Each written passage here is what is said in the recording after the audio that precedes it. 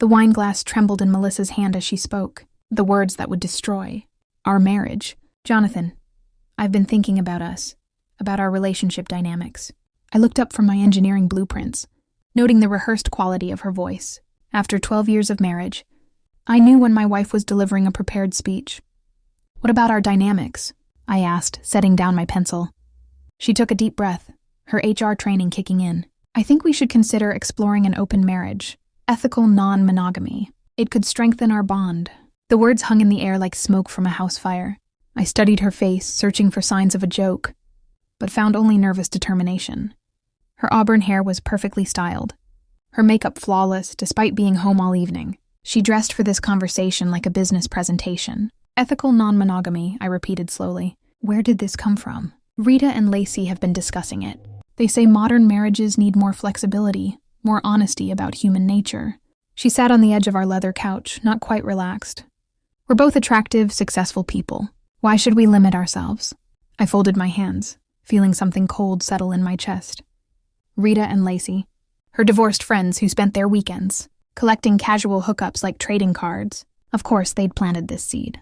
And you want this because I love you, but I'm not sure I'm in love with you anymore.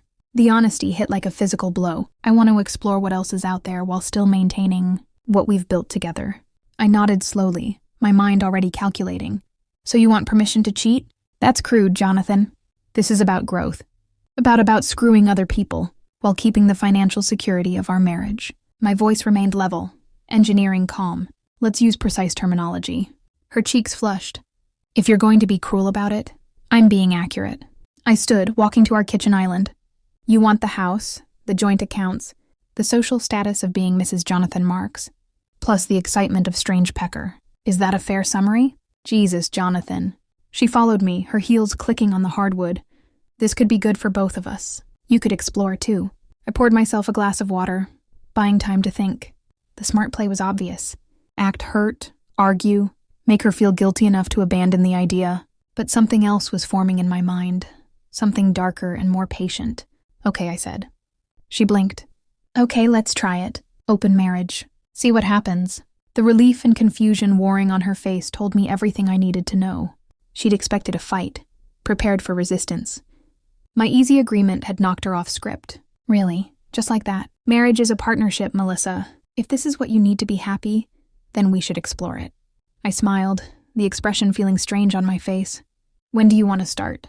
She spent the next hour explaining rules, boundaries, safe sex practices. I nodded at appropriate intervals while planning her destruction. 2 weeks later, she brought him to our monthly barbecue. Everyone, I'd like you to meet Jared Blake, Melissa announced, her hand resting on the arm of a man who looked like he'd been ordered from a catalog, titled Generic Attractive Guys, 30-something gym-built shoulders, that particular brand of cocky smile that attracted women who confused confidence with depth. Jared's a personal trainer at FitCore downtown, she continued. We've been friends for a while. Rita and Lacey exchanged knowing looks. Our neighbor Bill raised an eyebrow. Everyone else tried to pretend this wasn't monumentally awkward. Nice to meet you, Jared.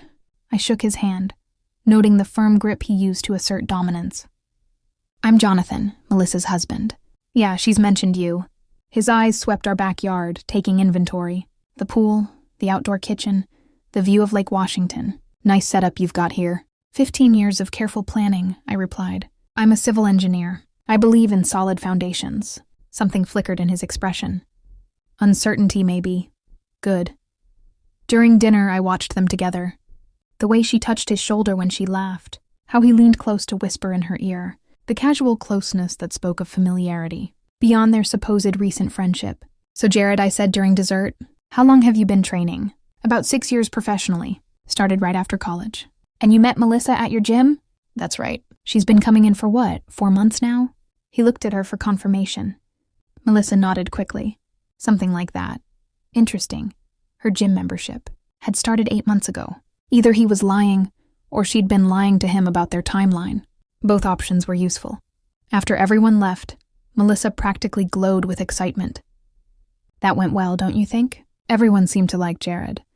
He seems nice, I agreed, loading the dishwasher. Very enthusiastic. What's that supposed to mean? Nothing negative. He's clearly smitten with you. I closed the dishwasher door. When are you seeing him again? Tomorrow night, we're going to that new wine bar downtown. She watched my face carefully. Are you sure you're okay with this? I want you to be happy, Melissa. If Jared makes you happy, then I support it. She kissed my cheek and I smelled his cologne on her skin. They'd been together before tonight, probably in his apartment, probably doing things she hadn't done with me in months. After she went to bed, I sat in my garage workshop thinking. My engineering mind broke down problems into components, identified stress points, calculated load-bearing capacities. Every structure had weaknesses. Every system could fail if you applied pressure to the right points. I pulled out a legal pad and began making lists. The flash drive was sitting on my workbench like a gift from the universe. Melissa had been seeing Jared for 3 weeks, coming home late with increasingly elaborate excuses. Tonight's story involved a client emergency at her HR firm that had kept her until midnight. Her hair smelled like cheap motel soap. I'm exhausted, she'd said, heading straight for the shower. Don't wait up. While she scrubbed off the evidence, I'd noticed the small USB drive that had fallen from her purse. My laptop recognized it immediately. 128 GB of storage, half full. The first folder contained photos. Melissa in lingerie I'd never seen. Melissa in positions I'd never experienced. The timestamp showed they were taken 2 months ago, long before our open marriage conversation. The second folder contained videos.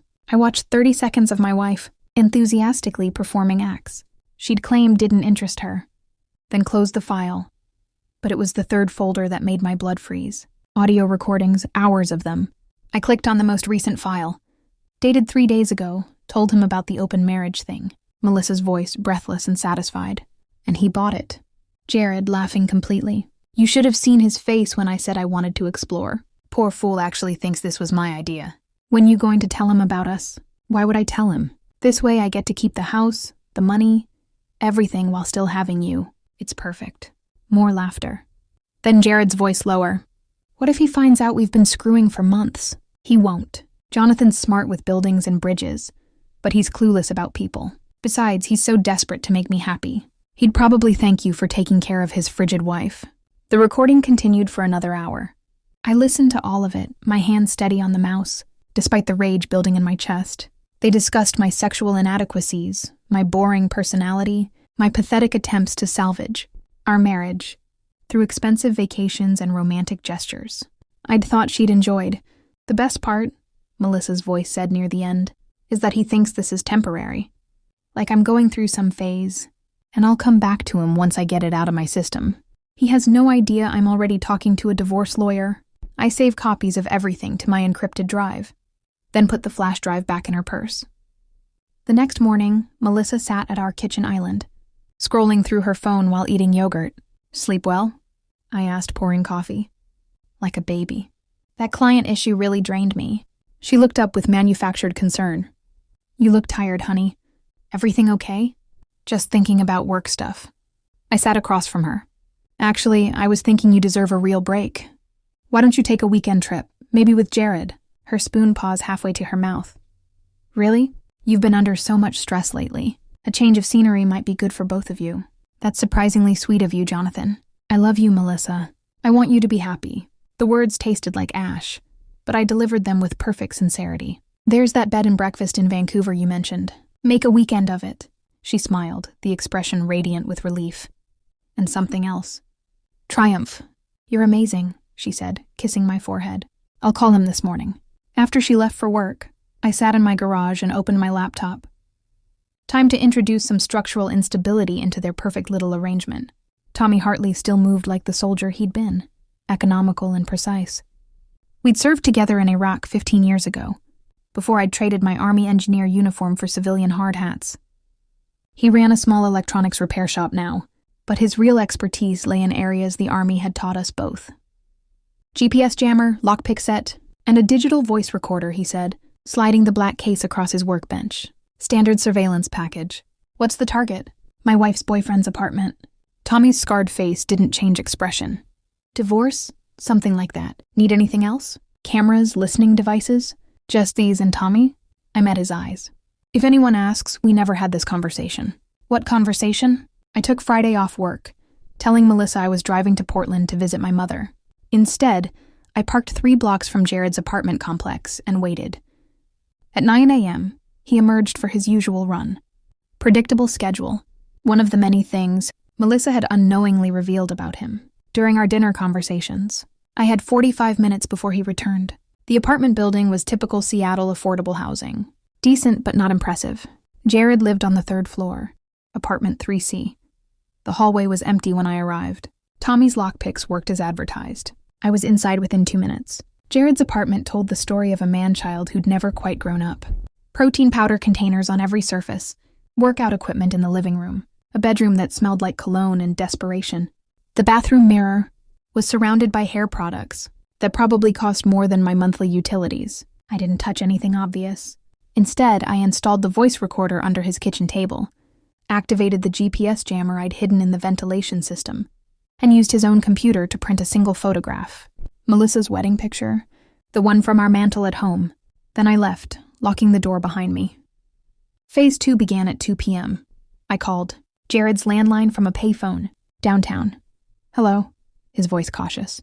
"Every lie has a timestamp," I said using the digital voice changer Tommy had included. "Every cheat has a witness." I hung up before he could respond. My phone buzzed 5 minutes later. Text from Melissa. "Can you call me? Something weird is happening with Jared." I waited another hour before responding and meeting. Call tonight. By evening, the trap had sprung perfectly. Melissa met me at the door, her face pale with worry. "Jonathan, something terrible happened. Jared thinks you broke into his apartment." "What? Why would he think that?" "Someone left our wedding photo on his bed. He found it when he got home from work." She paced our living room, her hands shaking. "He's convinced you're stalking him." "That's insane. I was in Portland all day." I showed her the receipt from a gas station I'd visited on my way home.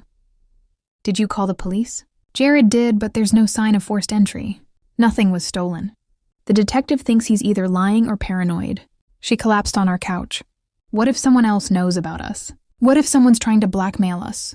I sat beside her, rubbing her shoulder. "Hey, it's okay. Maybe Jared's just feeling guilty. Some people manufacture drama when they're doing something wrong. Jared's not like that. Melissa, you've known him for 4 months. I've known you for 12 years. Trust me, guilt makes people act crazy." She wanted to believe me. I could see it in her eyes.